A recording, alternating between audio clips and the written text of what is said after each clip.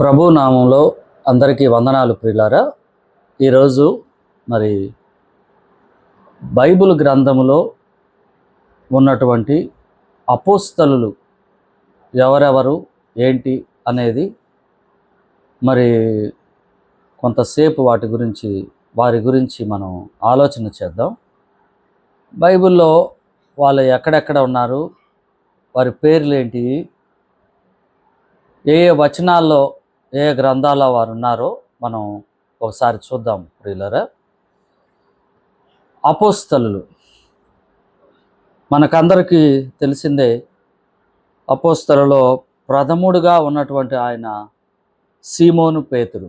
ఇతడు జాలరి మరియు ఆంద్రేయ సహోదరుడు. ఇతనెవరు?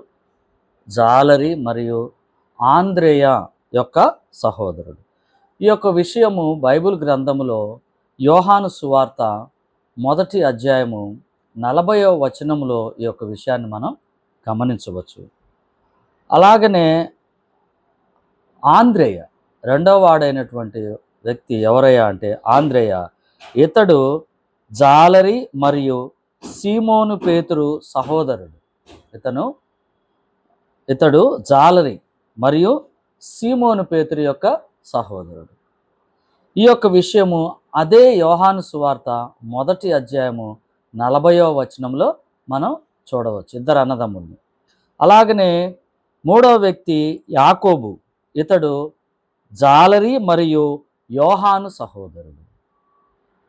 ఈ అపోస్తలుడైనటువంటి వ్యక్తి ఎవరు? యాకోబు. ఇతడు జాలరి మరియు యోహాను సహోదరుడు. ఈ విషయాన్ని మత్తయి సువార్త 4వ అధ్యాయము 21వ వచనంలో మనం చూడవచ్చు. తర్వాత యోహాన్. ఇతడు జాలరి మరియు యాకోబు సహోదరుడు. ఇతడు జాలరి మరియు యాకోబు సహోదరుడు.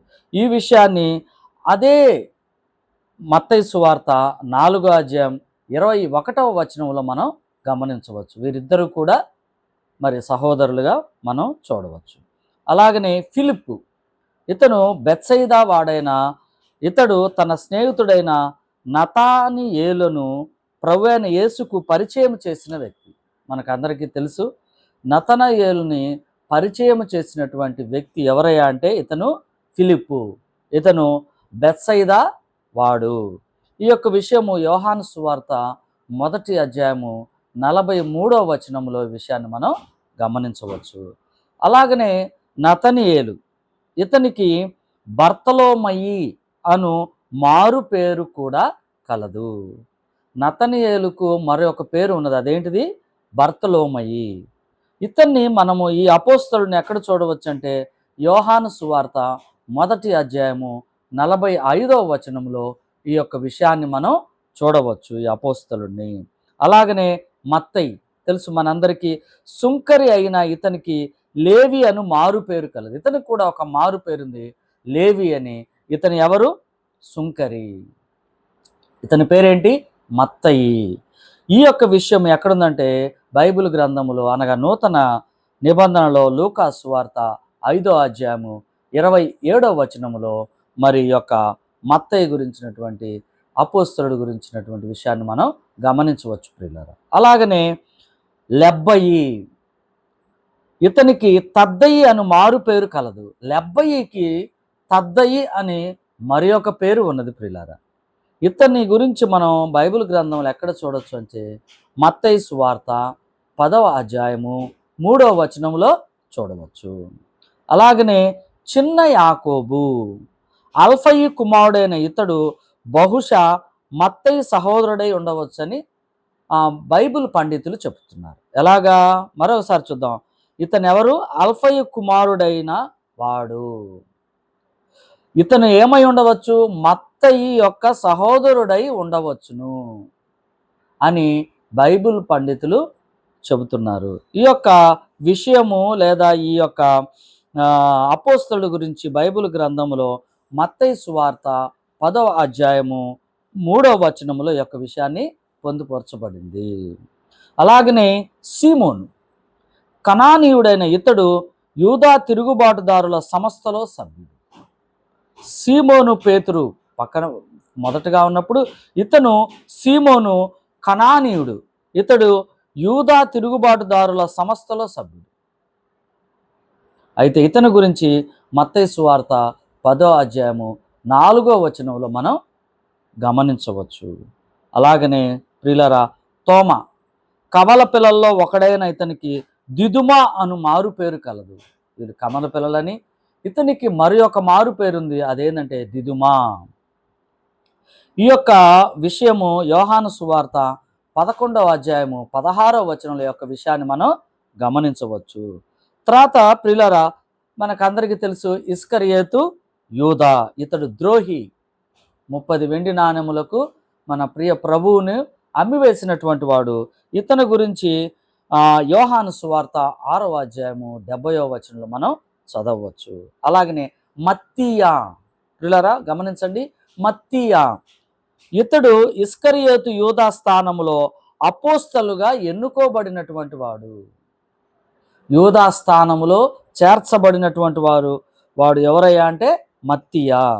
ఇతను ఎక్కడ చూడొచ్చు అంటే అపోస్తల కార్యము 1వ అధ్యాయము 26వ వచనములో ఈ యొక్క విషయాన్ని మనం గమనించవచ్చు. నెక్స్ట్ వచ్చేసి పౌలు, అన్యజనులకు అపోస్తలుడు. మనకు అందరికీ తెలుసు, అన్యజనులకు అపోస్తలుడు అయినటువంటి వాడు, అనేకమైన పత్రికలు మరి రాసినటువంటి వాడు. దేవుడు ఇతనిని మరి సంఘానికి సంబంధించినటువంటి ఎక్కువ మరి జ్ఞానాన్ని ఇతని ద్వారా, పత్రికల ద్వారా మరి సంఘాలకు బయలుపరిచిన విషయం మన అందరికీ తెలుసు. ప్రియులారా, ఇతని విషయం ఎక్కడ ఉంటుందంటే రోమీలకు రాసిన పత్రిక 11వ అధ్యాయము 13వ వచనముల యొక్క విషయాన్ని మనం గమనించవచ్చు. అలాగనే బర్నబా అపోస్తలుడైన పౌలు సువార్తికునిగా చేసిన మొదటి ప్రయాణములో సహవాసి.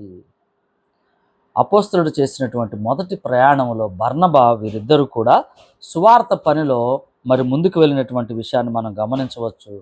అపోస్తల కార్యము 13వ అధ్యాయము 2వ వచనముల యొక్క విషయాన్ని మనం చూడవచ్చు. అలాగనే శీల, ప్రియులారా, అపోస్తలుడైన పౌలు సువార్తికునిగా చేసిన 2వ ప్రయాణములో శీల తనతో పాటు సహకారిగా ఉన్నాడు. మొదటి ప్రయాణములోనేమో బర్నబా, 2వ ప్రయాణములో శీల. ఈ విషయము మొదటి తెస్సలోనికీయులకు రాసినటువంటి పత్రిక 2వ అధ్యాయము 7వ వచనములో ఈ యొక్క విషయాన్ని మనం గమనించవచ్చు. అలాగనే యాకోబు, ఇతడు ప్రభు అయిన యేసుకు మారు తమ్ముడు మరియు యెరూషలేము సంఘమునకు నాయకుడు. ప్రియులారా, ఈ యాకోబు ఎవరు అంటే మన ప్రియమైనటువంటి యేసు ప్రభు యొక్క తమ్ముడు.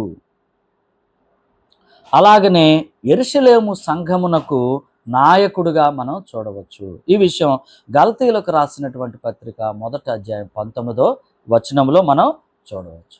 చివరిగా మనం చూడవలసింది ఏంటంటే మన ప్రభు అయిన యేసుక్రీస్తు వారు. ఈయన మనకి అపోస్తలుడు, దేవుని చేత ఎన్నుకోబడినటువంటి వాడు లేదా పిలవబడినటువంటి వాడు. ఆయన పని నిమిత్తము మన ప్రభు అయిన యేసుక్రీస్తు. ఈ విషయము హెబ్రీయులకు రాసిన పత్రిక 3వ అధ్యాయము 1వ వచనముల విషయాన్ని మనం గమనించవచ్చు. ప్రియులారా, మరి ఈ అపోస్తలులు ఎక్కడెక్కడ వారి గురించి ప్రస్తావించబడిందో మనం ఈ యొక్క గ్రంథములో చూసి ఆ విషయాలను మనం కొంత ధ్యానము చేసుకున్నట్లయితే వారు ఏ స్థితిలో, ఏ పరిస్థితిలో ప్రభు వాళ్ళని పిలిచాడో, ఏ విధంగా వాళ్ళు సువార్త పనిలో వాళ్ళు ముందుకు వెళ్ళారో ఈ విషయాలన్నీ మనం గమనించవచ్చు. ప్రభు ఈ మాటలను దీవించునుగాక. ప్రభు నామంలో అందరికీ వందనాలు ప్రియులారా.